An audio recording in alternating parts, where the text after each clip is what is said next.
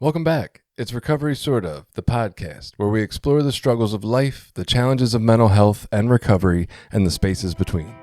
We express our personal views on life here, and this podcast is not meant to replace medical advice or tell anyone the right way to live. This podcast is best used as a place of curiosity and questioning to accompany you on your journey. Be aware there is strong language. This week, we're picking up where we left the conversation off last week. Here we go.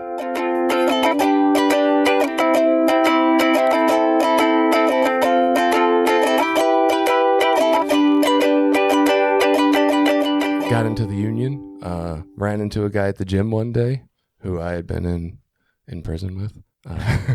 And he got me into the union, or helped me get into the union, or told me about the union. And so I go and I test and I, go through this rigorous interview process and shit. Biggest thing I had ever done in my life. And I thought I had arrived when I got in, and sucks being at the bottom of an apprenticeship. You get treated shitty, and like that kind of fit into my life and how I felt about myself.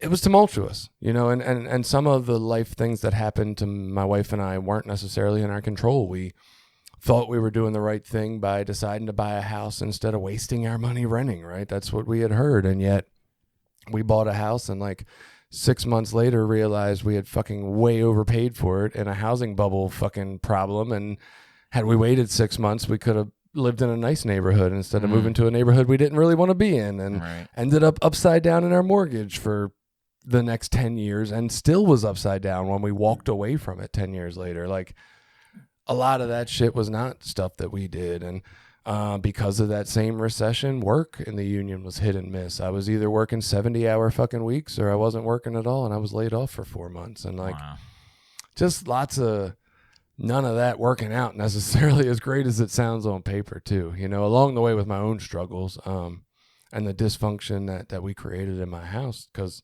that's what I thought you did with kids, was yelled at them and screamed at them till they got it right. Told them stop feeling and get doing. How you feel don't matter. Just act the way I want you to act. That's all that matters. Be quiet. Basically. So yeah, the monotony of just having the things and living the same day in and day out, and not liking any of it was intolerable for me. I sought relief through anything. Mostly women, mostly doing a lot of sexting or whatever, while, in my house, in my chair, saying I'm being a father and a husband, but really, somewhere else in virtual world, talking to this other person about meeting up with them at some point. And were you still doing 12 steps NA stuff at this time, and how much, and was that a big part of that whole thing? Or it's interesting. Not really. I really did my best to keep it out of the 12-step rooms. I didn't want to be the fucked up guy harming other people. Does not mean I did not at times. But for the most part, I tried to keep my image there looking good as a elder statesman of the 12-step world.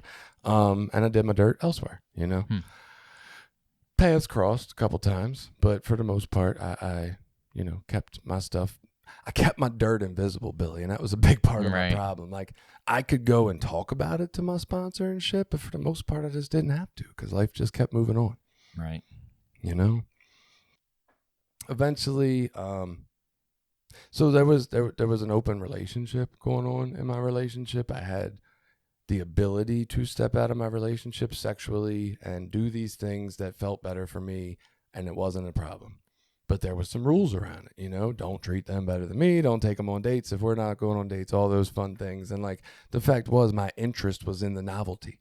Right. It was in the dates with the new people, right? The getting confirmation I'm enough again, So obviously I didn't follow any of the fucking rules. I got feelings for a person. I ended up having basically a whole affair where I went on vacations with this individual while my family went elsewhere, and all this stuff.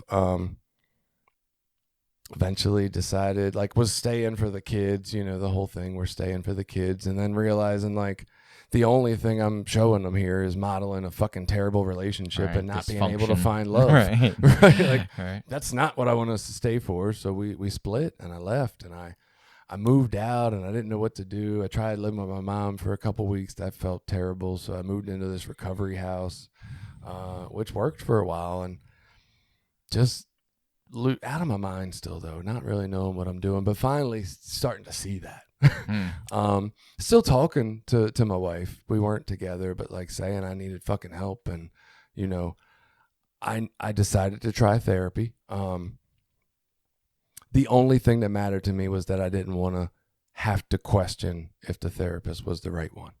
I didn't want to go through talking to somebody for 3 months, figuring it out, not knowing, having to start over. I said, I got to know this is the right person going in. And how the fuck do you know that with therapists? We got an episode. You don't. Yeah, it's fucking impossible. But I knew a guy in a 12-step fellowship who had experience with a similar problem, who had gone to a therapist and had a lot of success. And then we went to dinner and we talked about it. And he sold me on it, man. He said, this is the person. They can help you. And that felt so important to me going into it. Now, this involved paying out of pocket and not going through insurance, which is expensive as fuck. But I had to know. And so I did it. And that really, really started changing my perception and opening my view and lens up to the world of, oh, I live in a very rigid, small world with rules in a box, and that is not what everybody else is doing, and there's other options. All right. That led me to a lot of places, other fellowships for the first time. I thought NA was the end-all, be-all, but I ended up in a whole lot of other places eventually. DA, Al-Anon, SAA, SLAA, like I was making the rounds, right? And learning and hearing a lot of cool new shit that was really opening me up to be excited about exploring me and my life again from new lenses that might be able to help me. Because that's what I've always been seeking, Billy. Something to fucking help me feel better, you know? That led me to go to a week-long therapy retreat called Breakthrough, which was an amazing experience, and I came out of feeling like an entirely different fucking person. Doesn't last, of course, forever, but it was a nice feeling. It's man. A breakthrough, dude. It was, yeah, it was a nuclear blast, right, or an earthquake that had reverberations that lasted quite a while. It was really powerful, and starting to finally see that maybe there's a way of explaining my life that takes a fuck ton of the shame and blame off of me, and like. There was a little bit of that coming into 12-step, right? There was a big portion of like, you don't have to feel ashamed of this person you were using. We get it. That's somebody else. But I had never had that without drugs, you know? Right. So that was a really cool thing. That all led me, that self-exploration led me to decide that like I hated construction and I hated my life. And like I wanted to do something else. And I thought that was be a therapist. And I tell you what, my therapist said, you know, you'd make a good therapist. So I have a habit of doing things that other people say I'd be good at, just to say. But whatever. She saw something in me that I didn't understand, right? I went to college. Dude, this was all such adult big boy shit to me. Like I would never think that I could make a phone call and schedule an appointment for a doctor for myself, much less go to a fucking college and figure out the goddamn application process and funding process and all that shit. And I did it. And I got in and I got good grades. And like, it was fun. And it was interesting. And somehow like, my wife and I were separated and we had sex and she got pregnant. And I begged her to have a fucking abortion because we're separated. And I'm like 32, 33, and I'm like, no, I guess I was almost 34. Damn. And I'm like, I'm not marketable for a fourth fucking kid, Billy. I already got 3 kids by other women. I can't be that guy. That's not sellable to an attractive lady, right? I can't do this. This can't be a 4th kid. That's what was in my brain. Wow. Begging her, have an abortion, please. Her mother asked her to have an abortion. Don't do that. You're stupid. My wife had the baby. I don't know, man. Glad I didn't get what I wanted there. That's for damn sure. Yeah. You know? That guy's awesome. But yeah, so that process led us somehow to trying again from a different place. Feels like that's what we keep getting to. Better understandings and a different place to try again from. Right. I feel like we're there now kind of too. That's me and my wife. I mean, it's, she's been saying something similar lately. Like, I guess we're working on something new. She's like, I got to try to think of where we're going as something different and new. We're not trying to get back to anything it's got to be a whole new thing. Yeah.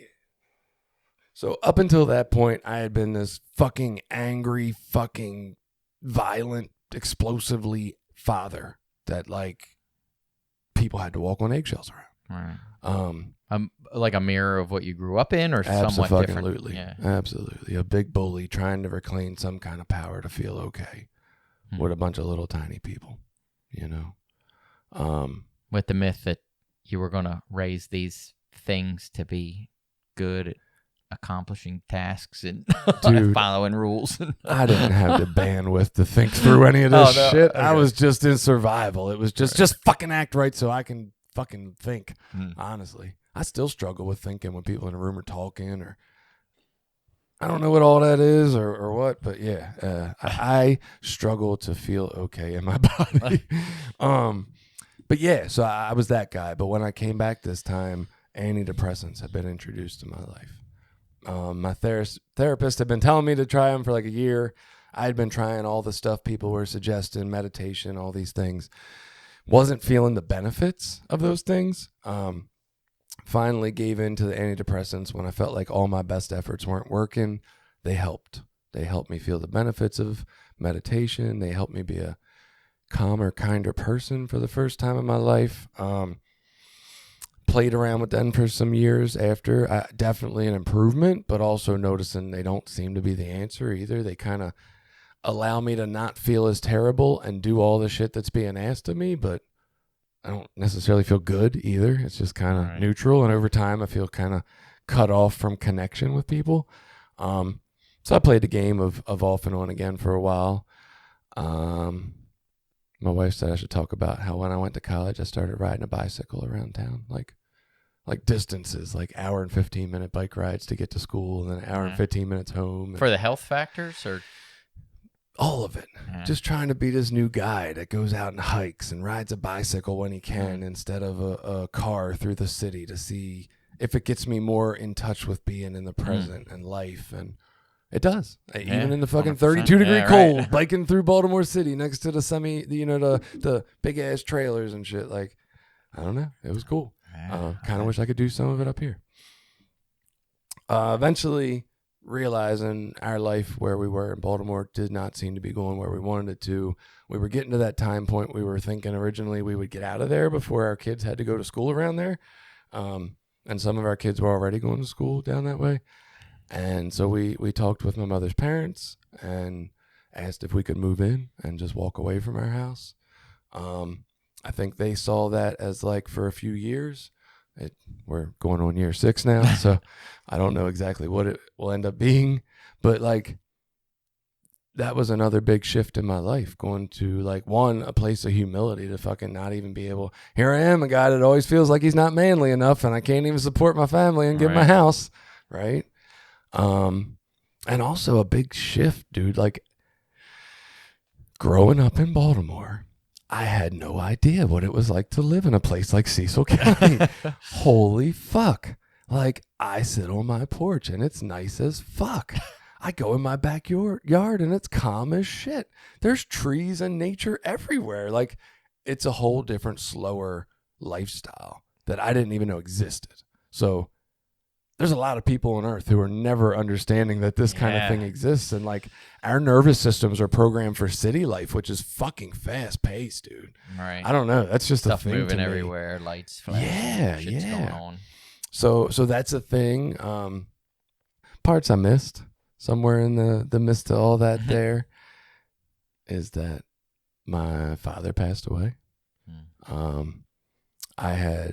It was after the relapse. I had come back. I want to say I had like 2 years at the time, but really I had only been home not even a full year of that. I came out of prison in June 2005 or July 2005.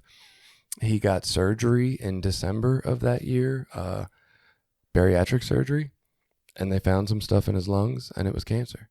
And then by March, he was gone. And I remember thinking all the victim stuff around that, like this isn't fair, and I lost him too early, and I'm supposed to have him another 30 years, and all those things. And, he had programmed me in a way that there was a part of me that believed I could never make him proud of me now. And so there was really not much point in living, because that was the whole goal of life, really. That's what it felt like. I remember having that thought.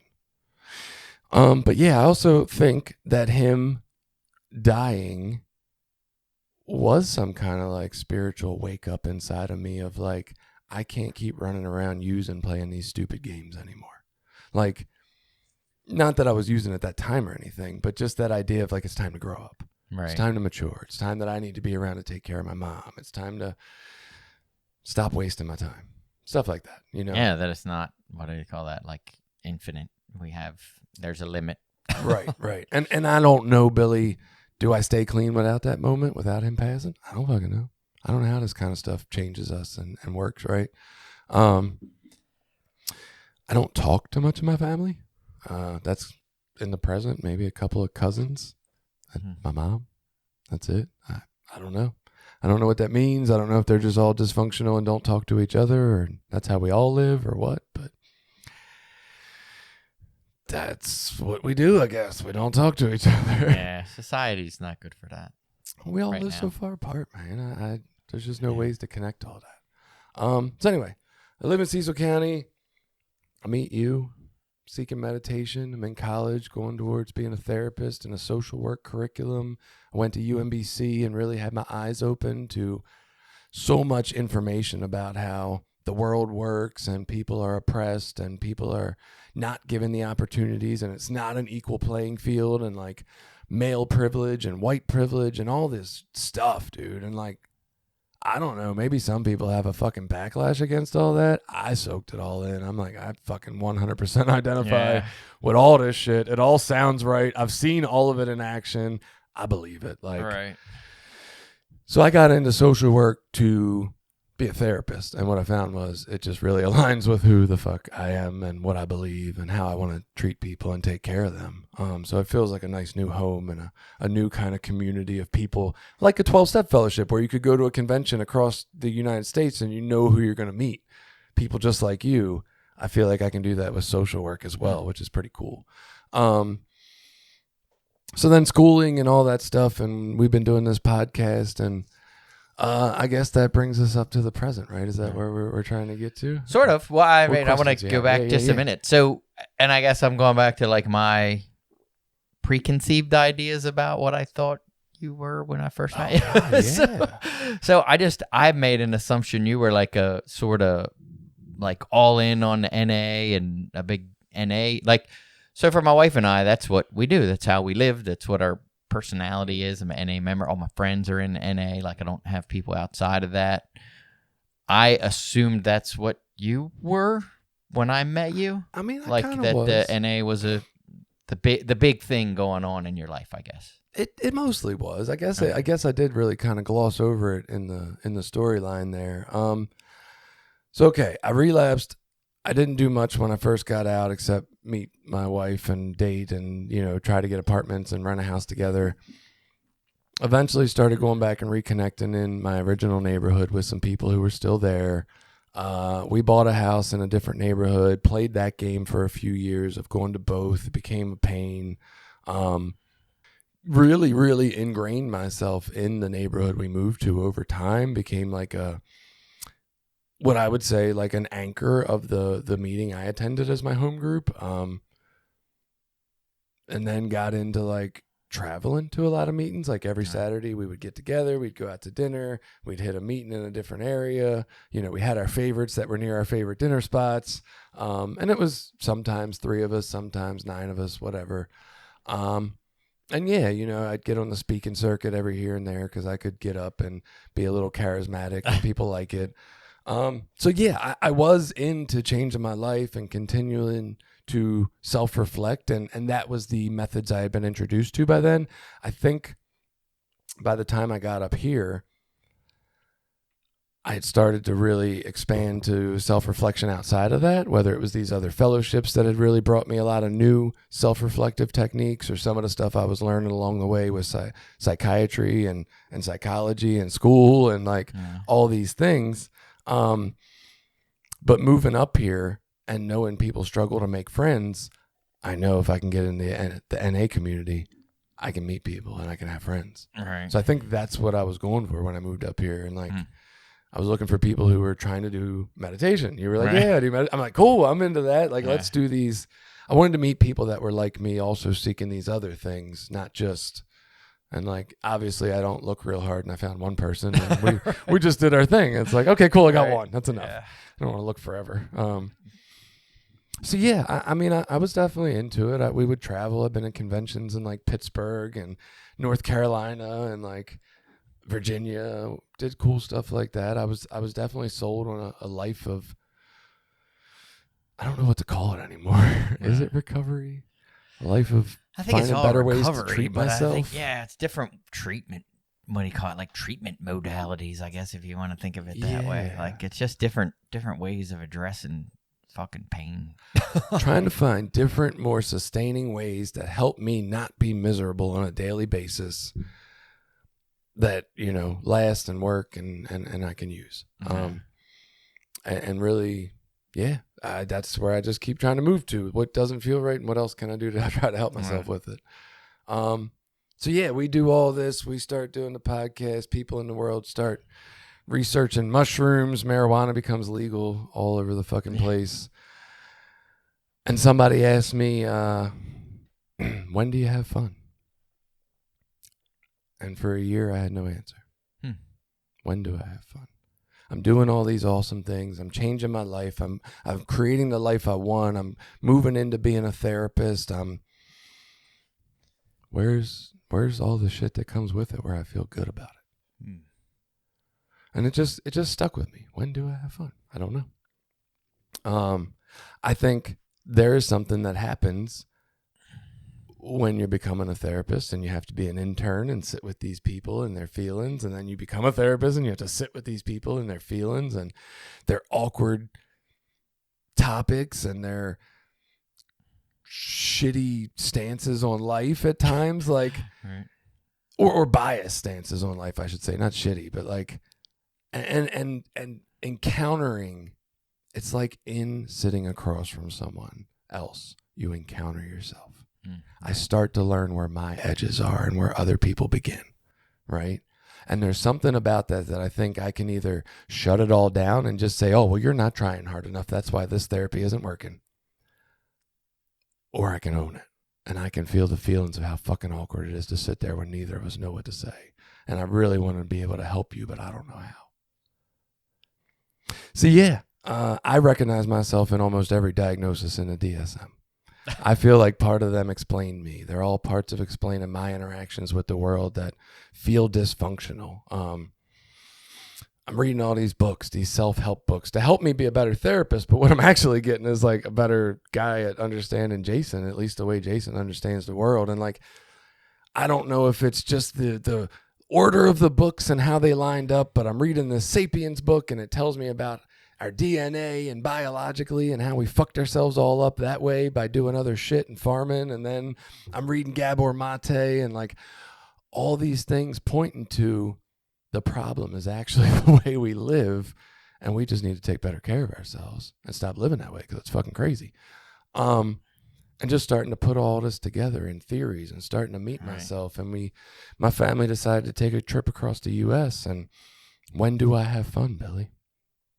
We're on 3 weeks stuffed in a fucking minivan driving across the U.S. At any moment, I'm going to be the guy that ruins this fucking vacation for everybody in a way that maybe I can't even bring it back from. And I can't have that. And we get to Chicago, and marijuana is legal there. And I'm tired of not having fun and being miserable, and I just don't know what else to do. And I'm starting to believe some other things about the reasons I used. And they weren't just because I was a shitty human or because I'm a guy who chases fucking impulsively feeling better. It's because I was in a lot of fucking pain. And I'm not in that level of pain anymore. And I don't think that's going to happen. And so I bought some gummies in Chicago and a vape. Had no idea what I was doing. I went in there. I told him I didn't know what I was doing. I said, I ain't done this shit in 20 years. He gave me some suggestions about taking it slow. I took those suggestions. We got to a place on our trip a few days later. I was about to lose my mind. It was that day when I was going to ruin that trip. I felt it. I didn't know how to get out of it. My nervous system, words I didn't understand completely at the time, had hijacked my whole fucking body and took me hostage. And I was about to shit on everybody around me. And I hit the vape. And I didn't know how to hit the vape because they're weird and they're not like the tobacco vapes that I'm used to. So I didn't know if I was hitting it. So I hit it a little more than I meant to hit it that day. And Billy, it was like instant change. And I said, if I can use this as a tool and not as a thing that controls me, this is a fucking game changer for my life. And that has started this whole new world where Jason is a guy who feels like he would probably be judged at a 12-step meeting, but regularly uses marijuana and has used mushrooms on multiple times, gone into the mushroom experience as a therapeutic experience that has allowed me to get through that stuck shit inside of me that I've never been able to even see.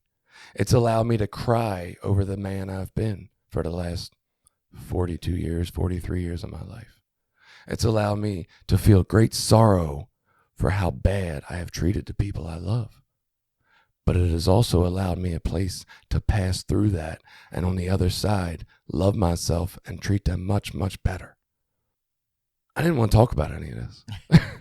It's been like, I don't know, 18 months, Yeah, something it's been like a while. that. You guys knew, obviously. I don't know, man. I really, there's a part of me that wants to have my wife present when I talk about this to anybody because I want them to just talk to her. Just ask her how much fucking different it is. Just ask her if the guy today shows up as a loving fucking human way better than he could before. Just talk to her about the differences and tell me if I'm a guy in chaotic fucking drug use or addicted, or if I'm a guy really trying to find a better way to live and a way to be the Jason that I think I'm supposed to be. But every time I get into that argument in my head, I come back to the same point. I feel so much better now. I don't need to argue. Call me what you want. I'm going home after we finish this conversation today, and I'm going to enjoy my day better than I ever have. I don't know what that means.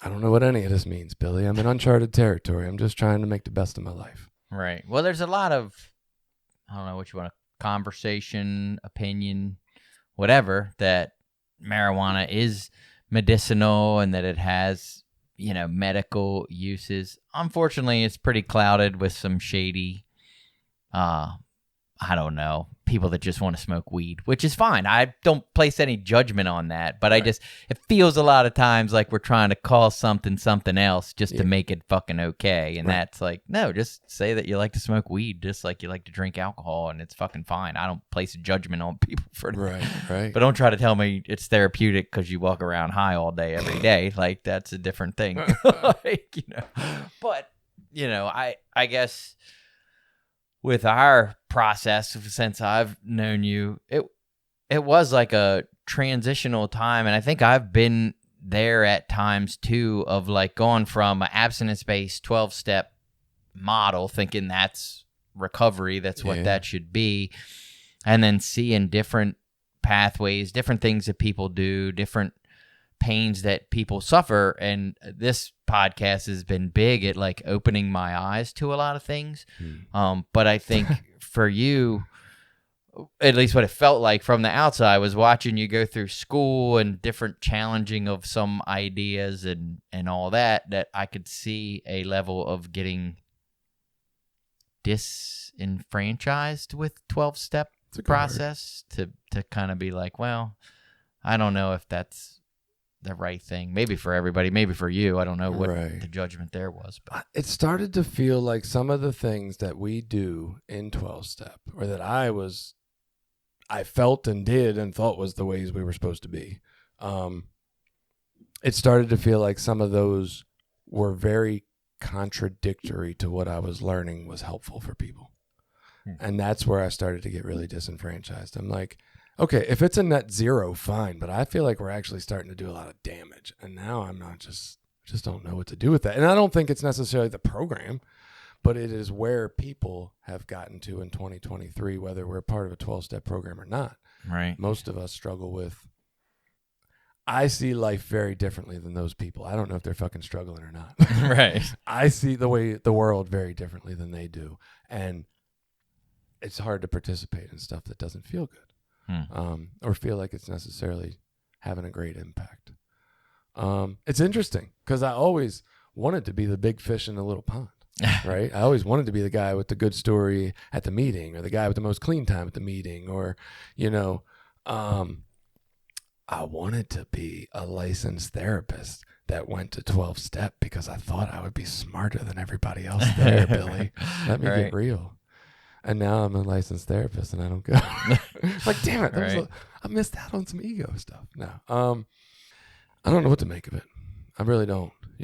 These are the things, like, the last 18 months has been me arguing in my head all the information that I've been given my whole life about how the behaviors I'm doing around this marijuana look addictive and look obsessive and look like I'm out of control and blah, blah, blah, blah, blah.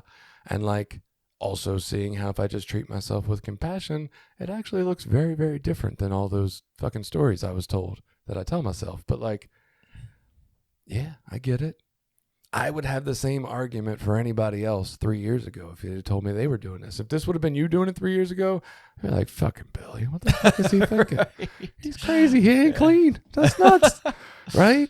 We started this podcast. I didn't believe people in Suboxone were clean. Right. I know there's some of our old episodes where I'm saying that, where they don't belong in fucking NA. Like, that's the bullshit I came here on. Right. That ain't it. That ain't what I believe. And you're right. I'm trying to remember more often that in 5 years I will probably look at me now and think I'm an idiot and right. And not be so tied to any of this shit either, right? All I can say is I'm doing what works. Right now, this is the best version of my life and Jason I have ever found or lived. And it feels way, way better for me. Does that mean I think marijuana is the answer for everybody? Abso-fucking-lutely not, dude. Absolutely not. And I will say that many different points in my recovery, had I tried marijuana, it would not have gone like this, and it would not have been a good thing. I will say that surely. Many times in my life, I have still been seeking that pain relief, get the fuck out of here feeling, and it would have took me back to heroin. I can see that for sure. I didn't believe it would this time. Hopefully it does not. Right? I don't see it being a thing. It does not feel like... I don't go to use a substance to get away from people anymore. I use the substance, the marijuana, to connect to my family better and enjoy them in ways I couldn't before, right? And it doesn't seem like anywhere in my head the idea of going back out to crack or coke, or I've never done meth or heroin, like all those feel like things that take me away from everything I actually enjoy about the life I live. So it doesn't seem like that would be a thing. Doesn't mean I have any idea what happens from here. Right. What kind of pain I end up going through, like who knows, right? But just for today, this is the best life I've lived. And what else is there to do but to keep trying and figure it out, right? Right. I mean, I don't know. Now the mushrooms, I fucking totally recommend everybody do those. Not as a professional opinion. Please don't go out and do them and sue me. But that is something I really think is a healing fucking event. Going into it from a space like you or I am in, where the goal is to kind of work through these things in our life that have been stuck here and the patterns and cycles. I think what they're proving with the new brain growth and all that happens, and where it takes us back to that earlier stage of development with like the explosive neuron growth, I think that's all fucking super useful personally. Yeah, maybe I'm telling myself that story. Yeah, right. But I'm all aboard on that. I think that is fucking life-changing, really. Yeah. I get it. It's a hard thing to tell people that's in 12 steps, and there's a part of me that's like, I don't want to be the guy that convinces anybody to do it if it goes bad, you know? Well, I mean, here's been my take. So you're not the first person I've known. In fact, I've shared with other people that I've known that have been around 12 steps a long time and have decided, you know what, I'm going to go to this, marijuana thing. It's legal now. I'm not saying similar things to what you're saying. For the most part, what I can see from the outside looking in, they all seem to be doing fine. Nothing leads me to think they're in chaotic, use or anything like that. I've also seen a bunch of people that started with marijuana and ended up back in chaotic use. Who the fuck knows? I definitely don't know what's going to lead people to where they need to be, or what's the end story for anybody. I guess what my concerns with most of those people, if it ever comes up, one of them it kind of did, and it was like, well, do you just have some like markers or a plan or like some, hey, I have a, whatever you want to call it, like an emergency plan with my wife or family, like, hey, if it starts to look like this, like shit's probably not good. And that might be for mental health, that might be for my wife and I have had that discussion over mental health stuff. She years back went off of all kinds of medication because she used to be on medications for mental health. And we've talked about, hey, what's it look like when shit starts to go bad? Or what's it look like when maybe we need to consider changing up what we're doing right now? And have you had that conversation with your wife or your family? Or do you have that with a therapist or? I haven't exactly. I did talk to my therapist a lot about it in the beginning because I was feeling really, really fucked up about it, right? I'm a guy who's gotten a lot of my stuff from 12-step for all these years. I had clean time. I keep putting my fucking air quotes up because I get it. The language matters. I'm trying to use other language now, but talking about it the way we do, right? I had some. I gave it up, I guess. And my therapist saying multiple times, like, if they prescribed you an antidepressant and you took it every day, it's still a drug. You're still taking it every day. This one's actually working. Why are we having this conversation? Like, and drilling that into my head. Like, what is the fucking difference? I took that thing every day that they don't even know what it does to me. And it didn't work completely.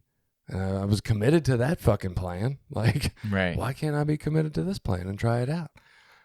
Total honesty and transparency. I don't know exactly what it looks like if this goes bad.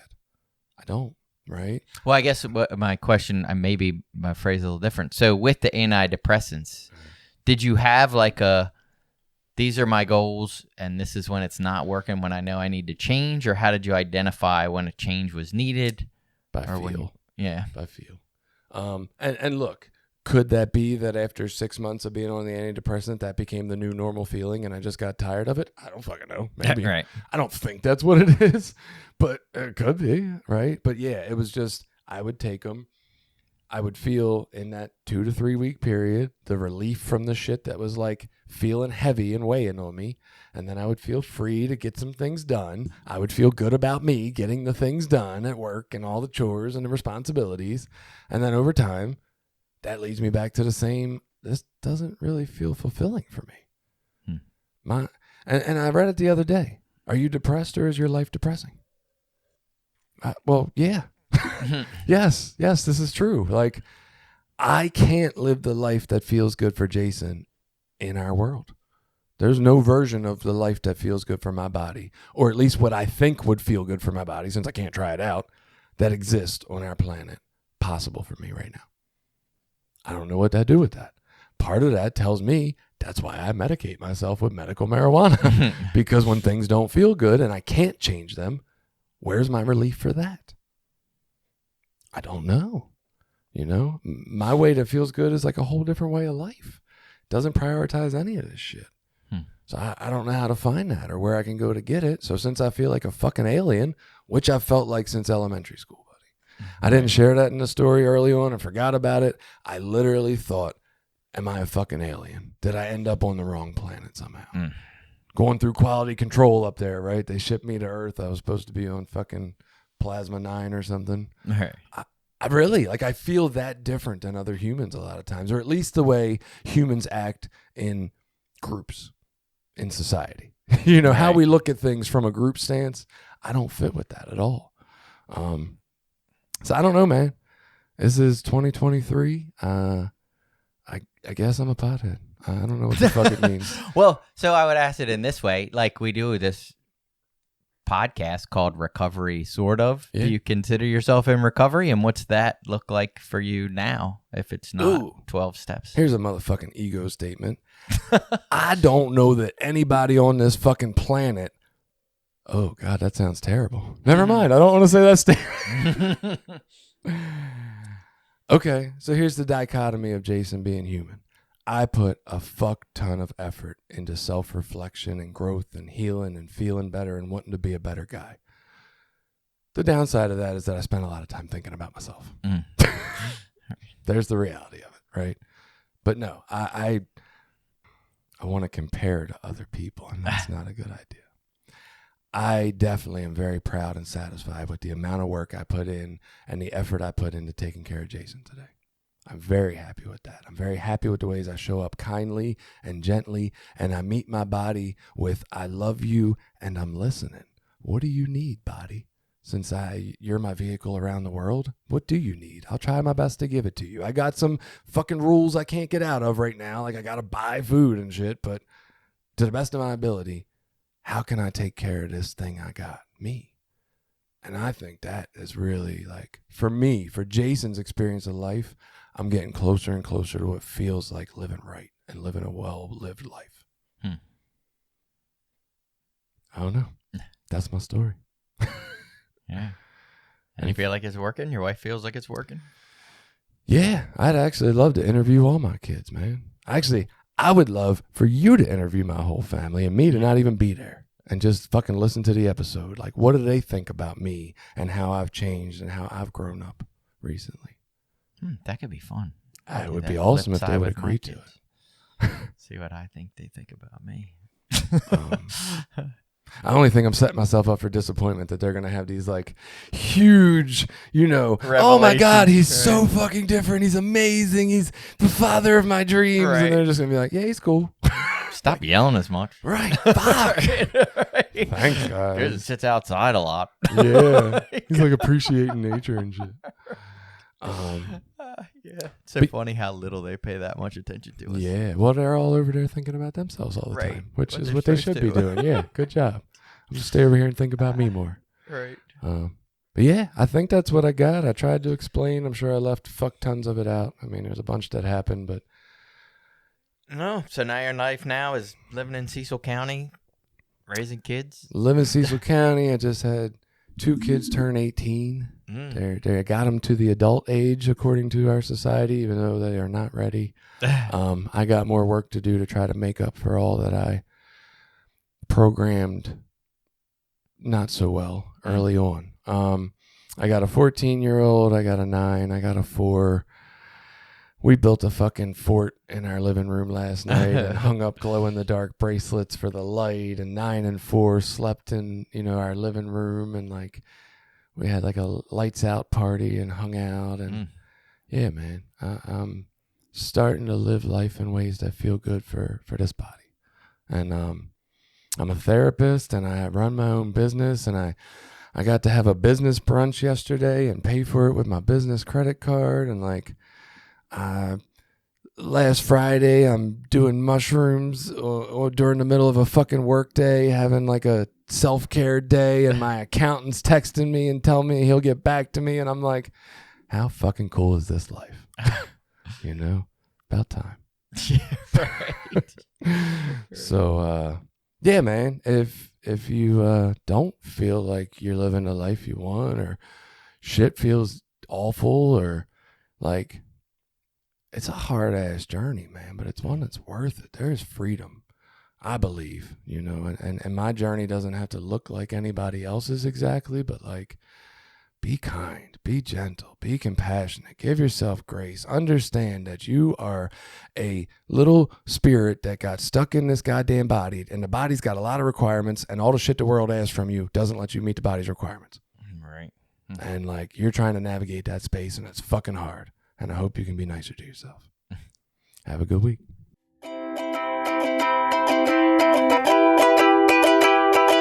Have you found that listening to the Recovery Sort of podcast has helped you in your day-to-day journey? Please share the message of compassion and well-being with the loved ones in your life. Connect with us more at recoverysortof.com. Facebook, Instagram, Threads, YouTube, and other social media spaces. And have a great week.